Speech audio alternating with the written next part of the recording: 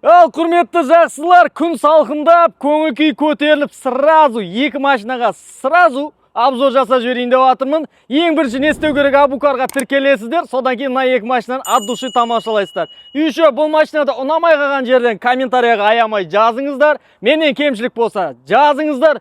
Бірге түзейік, алдағы уақытта дерзкий, тек қана от жіберетін, тек қана лайк жіберетін, сондай адам шығарыңыздар, соны айтқым келіп жатыр. Ендеше бірінші шолуды 99-дан бастаймыз. Екеуі зор болып тұрған екен, күшті болып тұрған екен, қайсынан бастарын білмей, басым жетпей қалды. Бұл 99-дың түсі ешкімде жоқ деп айтсам да болады.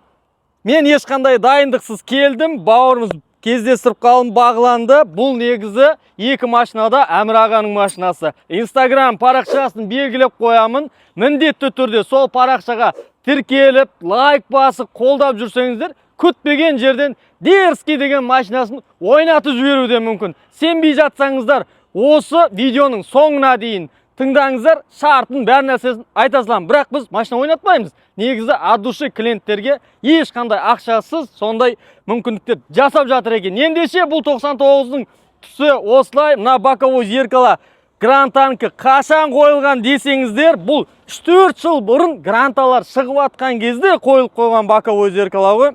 Еще бұда заводской капоттары, узорлары, барлық нәрсесі от болып тұрған. Мына жерде кемшілігін сразу айтайын, капоттың астында кішкене бір-екі мятина сияқты точка-точкалар тұр. Оны кім істеген десеңіздер, капоттың замогын жасап атқан кезде сәл біреу қателесіп қалған. Бұның ерекше нәрсесін айтатын болсақ, кеттік салонына. Салонын қараңыздар, кәдімгідей салоннан шыққан машинаның иісі сияқты ұрып тұр. Обшивкасын қараңыздар, дәл қазіргі 2013, хоть қазіргі ең соңғы хит болып атқан не өз, Кобальт ба, Монза ма, соның обшивкасы сияқты дерзкий болып тұр ғой. Мынандай постоянно жатады, одан кейін мынандай кілтті постоянно жатады, бұл хит қой, бұл кілттер жүрмесе болмайды вазда.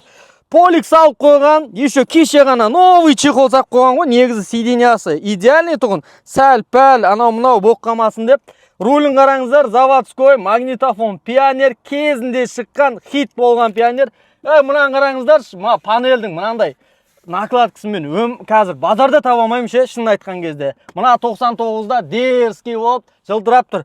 Керек десең мұна лобовой, боковой, задний вид барлығы өзінің жылына лайықты болып тұр. Жылы қай жылға? Көрдіңіздер ма? Мен дайындықсыз келгем. 2003 жылғы 99. Мінекей тағда ерекше нәрсесін қазір видеоның ішінде зың-зың еткіз монтаждап, сәл-сәл тез-тез өткізіп көрсетіп жібереді. Мен айтсам айта берем, өйткені күн батып қалмай тұрған кезде қызықтың бәрі ана тренажкеде, сол тренажканы айтып үлгерім керек. Мінекей скоросқа салып жатырмын, ешқандай қиындықсыз түсіп жатып, тық-тық-тық, алты скорысы бар сияқты көрініп тұр. Көрдіңіздер ма? Электронный, негізінде механический болған ғой, жаңағы, сол механическийдің несі ғой. Ой, мына капоттың астында біраз жылқылар жатыр десек те болады. Әшейін менсінбей қарайтын шығарсыздар бұл 99-ға. Ішінде нені байқадым еще? Қазір отырып, екі стеклоподъемник электрический екендігін байқадым. Сосын кондеры бар екен. Бәрекелді. Бұндай кондер 99-да болмағанда шығар, 99 айдағандардікі арман шығар. Қаратшы, көрсетші мына капотты. Салоннан шығып атқан машинада болатын капоттың асты ғой, мына қараңыздар. Спорттың растяжкасын қойып қойған мына жерге қып-қызыл қылып, мінекей мотордың майын бәрі чоткий болып тұр. Бар болған пробегі 20 мыңға енді жетіп атқан 99-ға. Аттең. Қараңыздар. Ой, бәлә, осында кемшіліктерін тауып аламыз ғой енді. Боп тұрады, мінекей, бірақ моторның мына жағынан қараса, ішінде майның лишний несі жоқ. Мен сразу аштым да, қараңыздар. Майлар қарайып тұрған жоқ, кәдімгідей жылтырап тұр ғой. Еще мынандай вакуум көп, 16 клапан, 9 супер автоларда болмайды. Бұл Калинаныкін қойып қойған, бұл жерде тормоз жақсы ұстау үшін. Неге дейсіздер ма? Кеттік артына.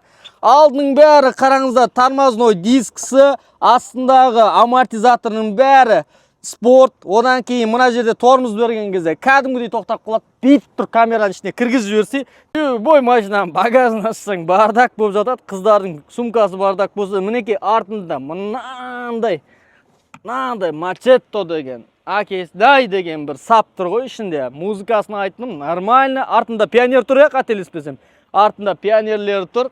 В общем, стоковый, анау айтқан ылтың-былтың ештеңе салынбаған. 16 клапан, цветін айттым. Стоптары ауысқан екен. Негізінде бұда кезінде жаңағыдай X стоп сондайлар тұрған ағамызға ұнамаған екен, алып тастаған екен. Жалпы обещумка полный ұрылған.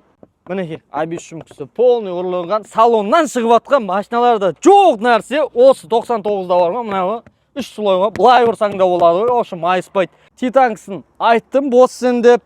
Амортизаторларын бәрі четкий, біреуінен май ақпаған, любой сервиске бар. Көтеріп қой, былай қарасаң да жылтырап тұр. Фаралары оригинал кержачи екен. Мінекей, бамперін айтам, бампері де оригинал. Мінекей, былай шығып, салбырап, жылбырап, бір бәле болып тұрған жоқ. В общем, отырсаң сені көтеретіндей болып тұр. Жалпы 99 жайлы мәлімет бар болғаны осы, ұнаса 99 зор екен деңіздер. Соңында бір қызық нәрсе айтам. Видеоны тамашалаңыздар. Оға дейін лайк, реакция, комментарий аймай жазып тастаңыздар. Тек боқтамасаңыздар болды. Ал құрметті жақсы жандар, бағаналы бер YouTube'та не айтады екен, не қылады екен деп санаулы 3 күннен кейін мына 99-дың иесін анықтайын деп жатырық. Мен ешқандай машинаны ойнатылады деп жарнама жасамаймын. Бұл жерде шынайы тек қана Әмір Мәуленов деген ағамыз бар. Соныған тіркелестер мына жерге жазып қоямын. Соған тіркеліп 10 постына соңғы салған лайк басасыздар. Солардың арасынан просто так өзінің сүйікті оқырмандары үшін бір көлігін атап жатыр. Енді мүмкіндік бар, соны айтқым келіп жатыр. Енді 3 күннен кейін, 4 күннен кейін көрген достар, ренжімеңіздер. Әрқашанда біздің Абукарға тіркеліңіздер. Абукарға подписка жасаңыздар. Реакция қалдырыңыздар, пікір қалдырыңыздар, барынша қолдаңыздар. Менің айтқым келіп жатқан сол 5 миллион теңге салынған 99 достар. Ендеше сәттілік.